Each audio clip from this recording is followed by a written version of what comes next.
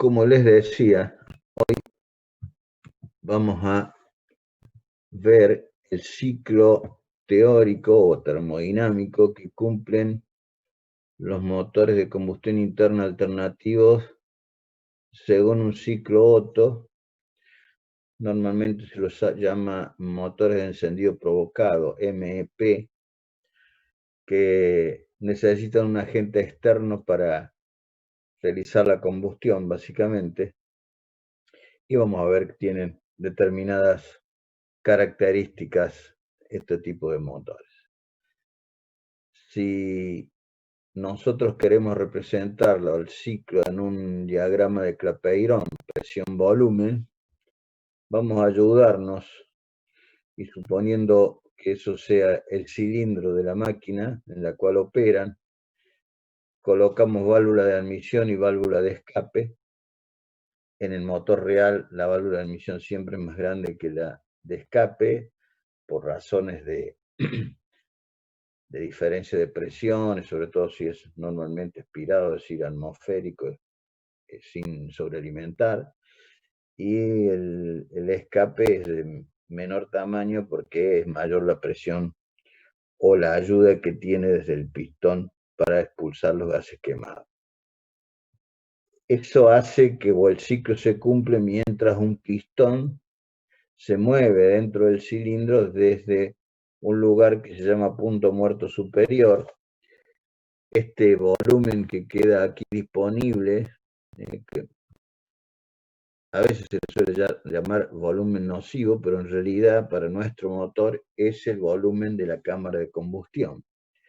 Y ese motor se va a mover porque de alguna manera el sistema que tiene, que es biela-manivela, transforma un movimiento de traslación en un movimiento de rotación que nos da potencia después en un eje.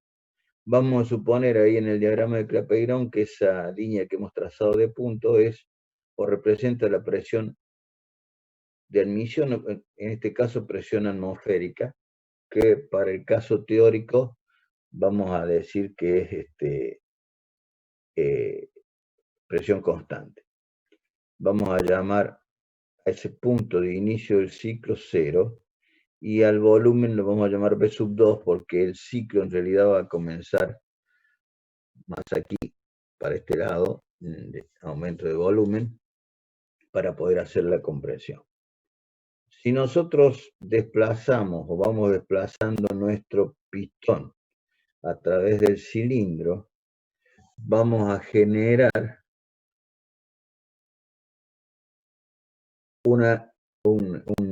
primero un movimiento en la válvula de admisión que se va a abrir instantáneamente en forma teórica, y al abrirse instantáneamente en forma teórica y el pistón comenzar a moverse hacia el punto muerto inferior, como lo vemos ahí, va a producir teóricamente a presión constante lo que se conoce como admisión de la carga. Va a admitir, decimos, teóricamente a presión constante. Sobre el final vamos a ver cómo se modifica este ciclo teórico respecto al que realmente cumple una máquina de este tipo. Es decir, que lo que estamos haciendo es admitir. En el motor real lo que se admite es una mezcla aire-combustible. Hasta el de inyección, en motores de inyección, donde la inyección se hace próxima a la válvula, también podemos decir que fundamentalmente admitimos aire, pero la inyección de combustible se produce fuera de la cámara. Ustedes habrán escuchado por ahí que hay de inyección directa. Esto es porque la inyección se hace directamente en la cámara. Pero por ahora vamos a analizar el ciclo teórico. Y cuando se calcula un ciclo teórico, lo que se supone que lo que se mueve es aire en condiciones de un gas perfecto y que tiene la energía que entrega, la energía máxima es la que entrega un hidrocarburo, 660 kilocalorías por kilogramo, por ejemplo. Entonces, abrimos la válvula de admisión acá en el punto muerto superior en forma instantánea. El pistón se desplaza y hace que admitamos un volumen de mezcla aire-combustible hacia el punto muerto inferior, y ahí vamos a tener un volumen que vamos a llamar V sub 1, en el punto 1.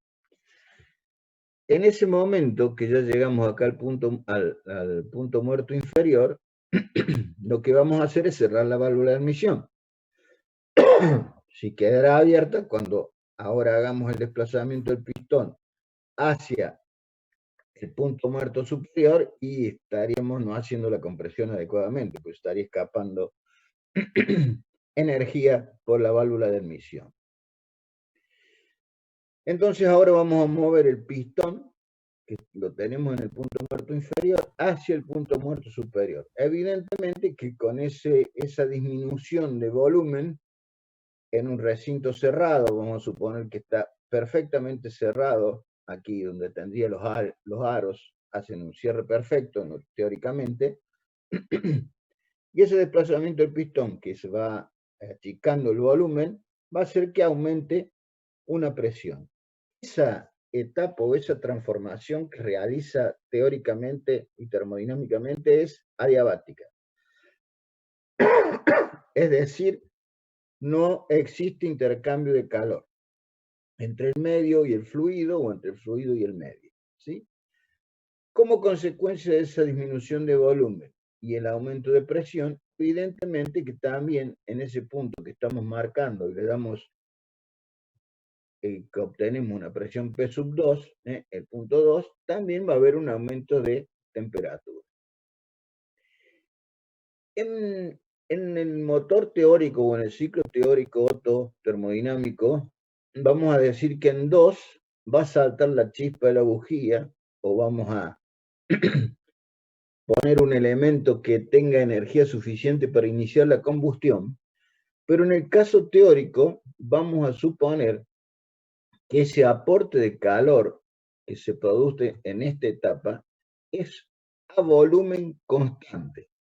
Es decir, que la transformación es una isócora o isocora. Ahí aportamos calor. Y bueno, y vamos a llegar a un punto como el 3, dependiendo de la cantidad de calor aportado. ¿Sí? ¿Qué es lo que conseguimos?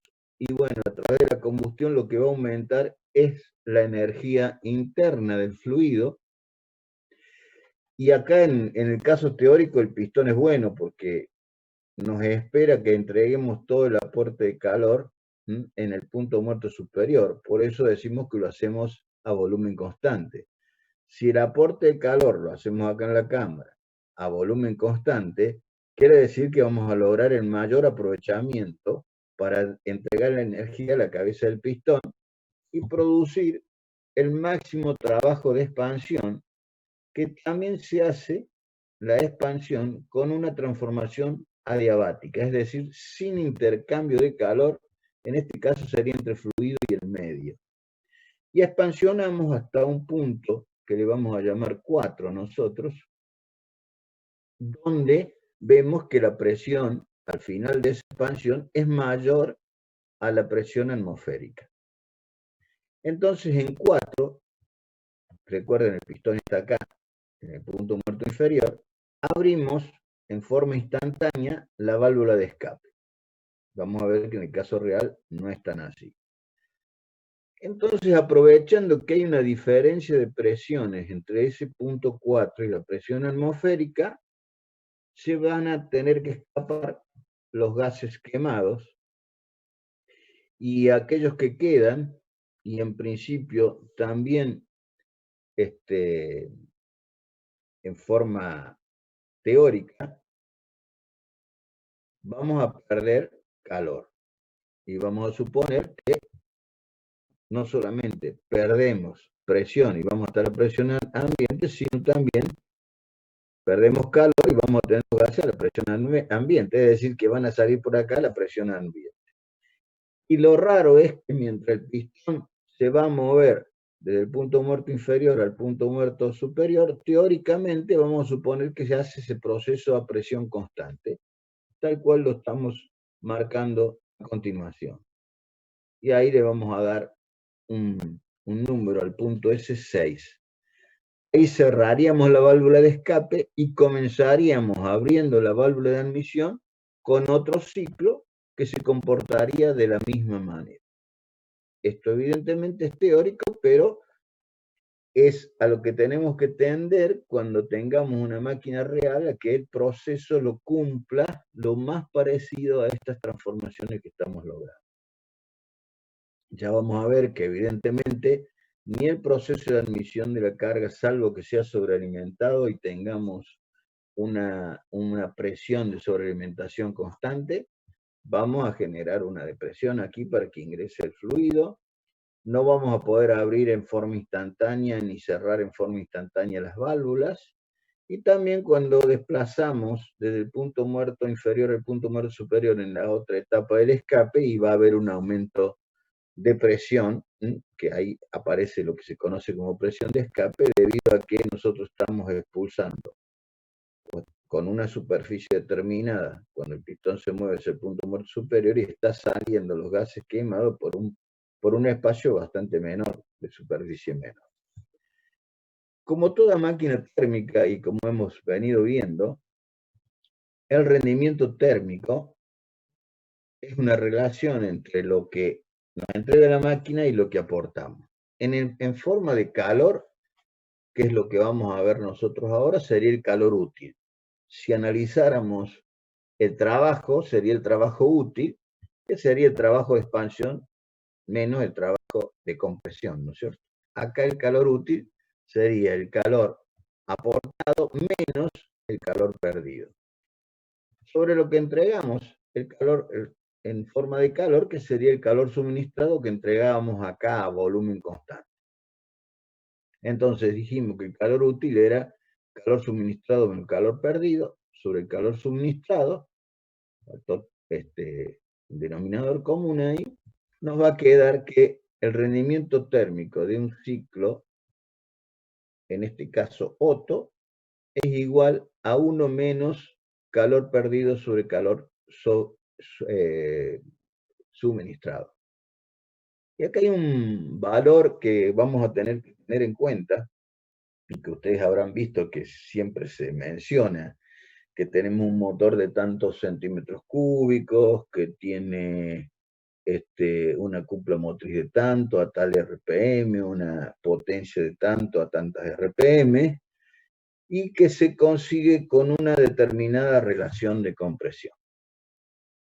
¿Sí? Esa relación de compresión la vamos a llamar pi, también se suele llamar epsilon en algunos casos, pero esa relación de compresión que vamos a estudiar ahora es relación de compresión volumétrica, y va a relacionar dos volúmenes. El volumen máximo, que sería el V sub 1, sobre el volumen V sub 2, que representaría el volumen de la cámara de combustión. De ahí viene lo que llamamos una relación de combustión de 10 a 1, 10,5 a 1 en los motores actuales, ¿sí? Esa relación de compresión volumétrica es la que se utiliza. Y esa relación de compresión está limitada por la calidad del combustible, en el caso real, porque hay una combustión anormal que se produce que se llama detonación, que no es de estudio de la materia, pero sobre el final, si nos queda un tiempito, lo podemos ver porque es interesante. Como el aporte de calor, como tanto el aporte de calor como la supresión de calor se realiza a volumen constante, podemos poner esta relación de compresión como V sub 4 sobre V sub 3. Lo que estamos viendo de alguna manera es que la relación de compresión es igual a la relación de expansión si tomamos los volúmenes. Esto porque lo vamos a necesitar cuando obtengamos el rendimiento térmico. Entonces, a ese factor lo llamamos relación de compresión, y tengamos en cuenta que ese factor o ese factor está limitado por la calidad del combustible. Ya vamos a ver que sobre el final, que el rendimiento térmico depende fundamentalmente en este ciclo de la relación de compresión, es decir, que a mayor relación de compresión, mayor rendimiento termodinámico vamos a tener. Eso teóricamente en la realidad estamos limitados por la calidad del combustible. ¿A qué vale? Es igual el calor suministrado. Y bueno, lo hacemos a volumen constante, decimos que es un fluido conocido, por lo tanto podemos conocer el calor específico volumen constante, y eso se realiza entre las dos temperaturas, T3 y T2. Y el calor perdido también se realiza a volumen constante. Acá suponemos que físicamente el fluido es similar, químicamente lo mismo. En la realidad hay cambios, ¿no es cierto?, físicos y químicos, y ese calor perdido, como también lo realiza a volumen constante, va a ser igual al calor específico a volumen constante por la diferencia de temperatura entre las cuales se realiza esa pérdida de calor, es decir, T4 menos T sub. Si nosotros ahora a estos valores que hemos definido para el calor suministrado y el calor perdido, lo reemplazamos aquí en esta ecuación, va a quedar 1 menos CB T4 menos T1 sobre CB T3 menos T2. Pero tenemos incógnitas. Es probable que a la temperatura T1, si esto es presión atmosférica, también tomemos la temperatura atmosférica. Siempre que vamos, esto como extra, ¿no?, pero que se va a analizar la performance de un motor y se va a medir en bancos de ensayo, cómo entrega la potencia, cuál es la cupla, etcétera, etcétera, siempre hay que tomar en qué condiciones se va a hacer el ensayo y se toma presión, temperatura atmosférica, presión atmosférica y humedad, para ver cómo se realiza, para ver qué calidad de aire tenemos.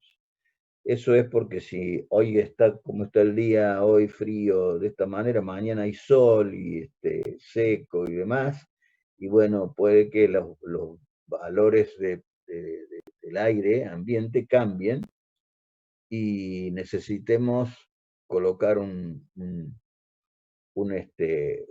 valor de corrección. Hay un factor de corrección que nos permite de alguna manera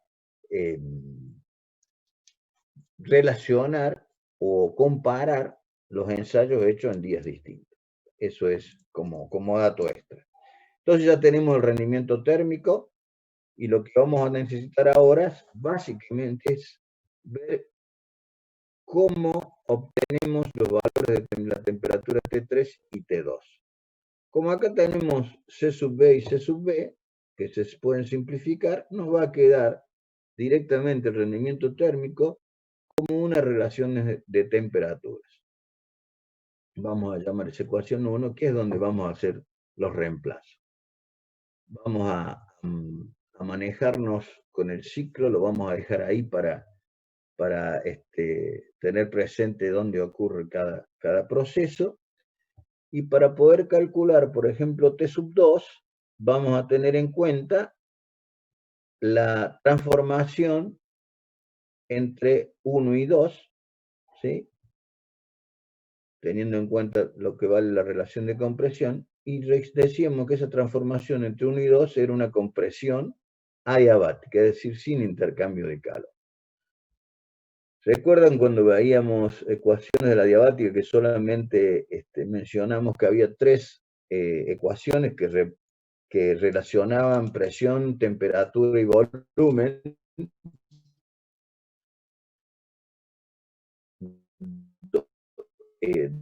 Dos parámetros de ellas, y en para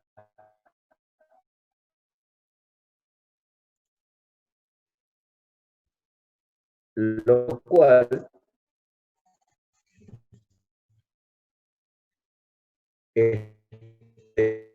vamos a utilizar la sección de las diagáticas, que dice en realidad que 2 sobre T1 es igual a B Ingeniero. sub 1 sobre B sub 2 a la gamma menos 1. Nosotros ya pusimos directamente el mismo spin, T1 por B1 a la gamma menos 1 y T2 por... Pregunte. No, era que sí, era que se le corta mucho. Cuando empezó a hablar de las fórmulas que relacionan presión, volumen y temperatura, se le empezó a entrecortar todo. Sí, me dijo, no sé qué raro, estoy al lado de donde tengo internet. Me dijo inestable. ¿Ahora se escucha bien?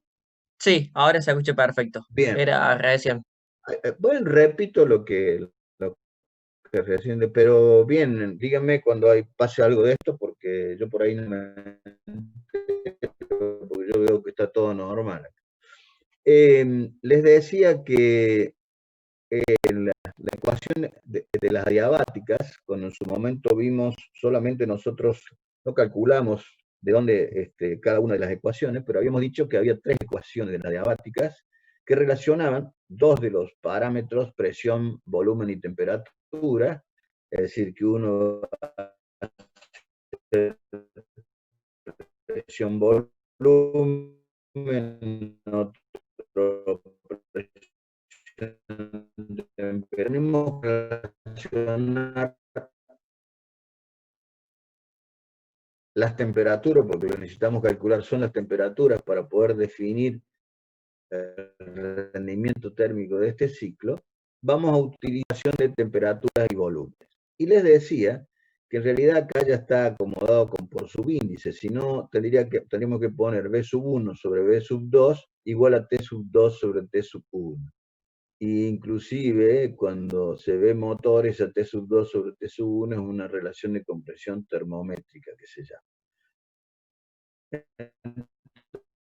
Entonces,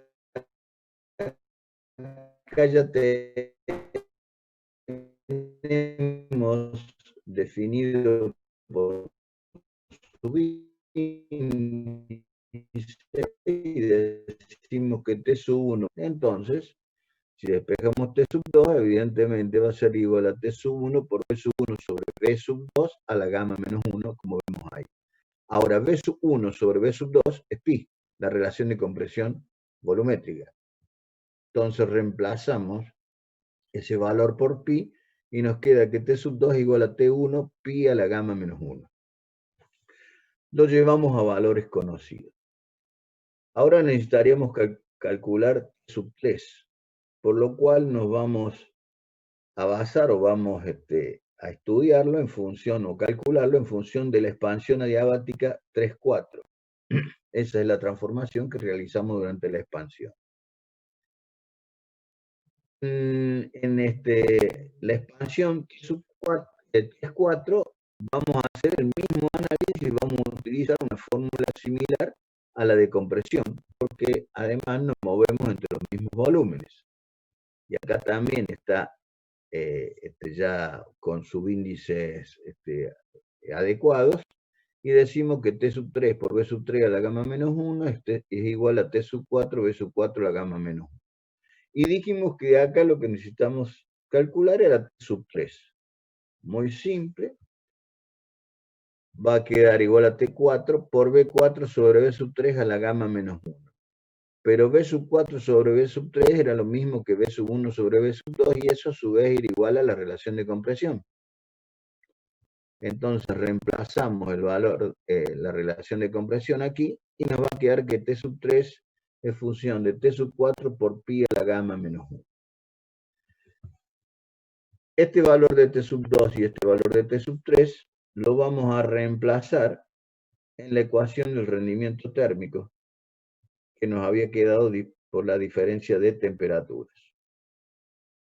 ¿Se acuerdan que era la ecuación 1 que habíamos visto en la otra hoja? Entonces, reemplazando los valores de T sub 2 y de T sub 1, nos va a quedar lo siguiente. En el numerador nos va a quedar T sub 4 sobre T sub 1, pero en el denominador T sub 3 es T4 pi a la gamma y T sub 2 era T sub 1 pi a la gamma, perdón, a la gamma menos 1, y T sub 2 era T1 pi a la gamma menos 1. Vamos a reemplazar esos valores aquí en la ecuación y vemos que podemos sacar factor común pi a la gamma menos 1 de aquí. Entonces nos va a quedar T4 menos T1 sobre pi a la gamma menos 1, T4 menos T1. T4 menos T1 en el numerador, T4 menos T1 en el denominador, lo podemos simplificar y así obtener el rendimiento térmico de este ciclo Otto, y nos va a quedar de la siguiente manera. Vamos a repetir la ecuación anterior para recordarnos. Simplificamos T4 menos T1 y tenemos que el rendimiento térmico del ciclo Otto solamente depende de la relación de compresión. Inclusive puede utilizarse cualquiera de las relaciones de compresión. Esta es volumétrica y decíamos que era V sub 1 sobre V sub 2. Pero también podemos tener la manométrica que relaciona presiones, que es igual a P sub 2 sobre P sub 1. Y también podríamos obtener la termométrica que relaciona temperaturas. En ese caso sería T2 sobre T1. Y hay una relación entre ellas, lo que nos permitiría poder calcular en función de los datos que tenemos el rendimiento térmico de esta máquina. Lo que sí tenemos que tener en cuenta son dos cosas. Primero, si aumento la relación de compresión, este valor se va a hacer menor, por lo tanto, aumenta el rendimiento térmico. Y la otra es que esa relación de compresión está limitada por la calidad del combustible, a tal punto que hoy estamos hablando de que los motores trabajan con una relación de compresión de 10 a 1, 10,5 a 1, 11 a 1, porque hay un problema con una combustión anormal que se llama detonación. Aquellos que les gusta un poco más los fierros, a pesar de que ustedes son eléctricos, pero veo que a algunos les gustan los fierros, es lo que el mecánico le llama el pistoneo. No hay ningún pistoneo, el pistón no le pega a nadie, no le pega a las válvulas, no le pega a ningún lugar, eso puede ser a consecuencia de otra causa. Se producen ondas de choque y ese ruido es porque la velocidad del frente llama aumenta de la detonación de una parte de la carga, es 10 veces mayor a la velocidad de desplazamiento de un frente de llama normal. Entonces, Ingeniero, ¿y eso no tiene, y eso no tiene algo que ver también con el golpeteo de las válvulas cuando rebotan? no, eso es otra cosa. El rebote de la válvula se puede dar porque el constante del resorte no es adecuado y después de determinada RPM no es efectivo el cierre de la válvula. A ver, nosotros tenemos un árbol de levas que tiene una curva determinada, que en función de esa curva, de ese perfil que tiene el árbol de leva, va a producir la apertura y cierre de las válvulas. La apertura de la válvula es positiva porque lo empuja el árbol de levas, pero el cierre, y para mantenerse que la válvula vaya siguiendo la curva de la leva, tenemos un resorte. Ese resorte hace que siga esa curva de la leva y tenga un cierre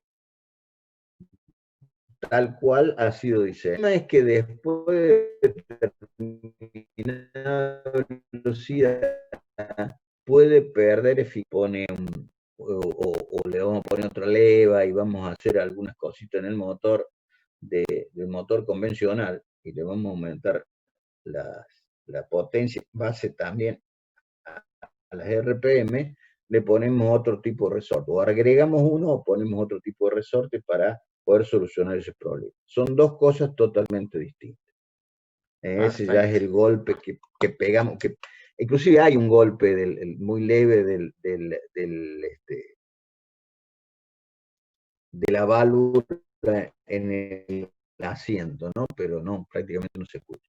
No, ese famoso cri, cri, cri, cri, cri. Hoy en día con inyección electrónica y los controles menos raros que se produzcan. Terminamos el tema y si le interesa hablamos un poquito más sobre eso. Cuando veamos el ciclo conexión a internet. Dale, perfecto, ingeniero. Ahí se me volvió. Dale, en un ratito después lo vemos. Entonces, si nosotros hacemos una relación entre el rendimiento térmico teórico que hemos obtenido y la relación de compresión que vemos ahí, podemos tomar una curva como esta. Como vemos, esa curva hace que se ve que a medida que aumenta la relación de compresión, aumenta el rendimiento térmico del ciclo. De todas maneras, en los motores actuales, debido a o de hace un tiempo actualmente, debido a la mejora en la calidad de los combustibles, tenemos un uso con relaciones de compresión que van en ese entorno. Y acá, en relación a la pregunta recién y a la detonación, cuando uno sobrealimenta un motor, es decir, si le ponemos un turbo, hay que bajar la relación de compresión. Lo menos que hay que hacer es poner una junta más gruesa o ponerle más pegamento de junta para que se aumente el volumen de la cámara, porque si no vamos a tener detonación en serio. Entonces, vemos, digamos, los motores de la década del 70, 60 y pico, 70, y trabajaban con relaciones de compresión baja, 7-1, 8-1, y era porque el número de octano del combustible no superaba los 90. Hoy tenemos naftas de número de octano 100, y eso hace que nos permite aumentar la relación de compresión y por ende el rendimiento térmico, ¿no?, de la máquina y obtener más potencia. Eso sería entonces el ciclo teórico, ciclo Otto, que se analiza en termodinámica. Como les decía, esto es teórico y ya vamos a ver las diferencias. No hace falta que tengan en cuenta 2 o 3 factores, fundamentalmente cuando relacionemos este ciclo teórico con el real, pero van a ver las diferencias que tenemos. Esto es más para los mecánicos, pero sé que a más de uno le va a interesar. Vamos a suponer entonces el sistema cilindro-pistón, que recién teníamos, las válvulas, el pistón que se mueve del punto muerto superior al punto muerto inferior y del punto muerto inferior al punto muerto superior. Evidentemente que lo hará en 4 carreras cuando tengamos un motor de 4 tiempos, y en 2 carreras, una del punto muerto superior al punto muerto inferior y otra del punto muerto inferior al punto muerto superior, cuando tengamos un motor de 2 tiempos. No es por ahora nuestro estudio. Recordemos, tomábamos una presión atmosférica en el caso teórico, comprimíamos adiabáticamente hasta un punto 2, a partir de ahí hacíamos aporte de calor en ese volumen B sub 2 a volumen constante, llegábamos a un punto 3, donde teníamos en realidad lo que se produce acá de 2 a 3 también podemos decir que es una compresión a volumen constante, porque hay un aumento grande de presión. Ahí tenemos una energía interna determinada que la utilizamos para expansionar los quemados en una transformación también adiabática. Llegábamos a un punto 4 y ahí teníamos pérdida de calor, aprovechando la diferencia de presiones entre el interior del cilindro y la atmósfera. En 4 abríamos la válvula de escape y volvíamos a tener nuevamente a expulsar los gases quemados a presión atmosférica, presión constante. Ahí tenemos los puntos muertos determinados, volumen de la cámara de combustión y el volumen de cilindrada propiamente dicho, que es el desplazamiento del pistón. Hasta ahí todo andaba bien. Pero nosotros no podemos hacer aperturas y cierres de válvulas en forma instantánea, ni podemos hacer una combustión en forma instantánea.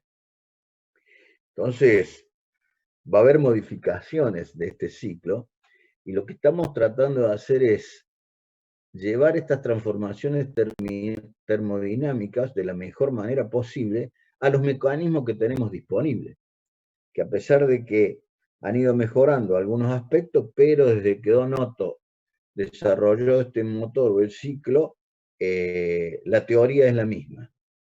Como no podemos abrir las válvulas en forma instantánea, ahí aparecen los avances de apertura de válvulas y los retardos o retrasos de cierre de válvulas.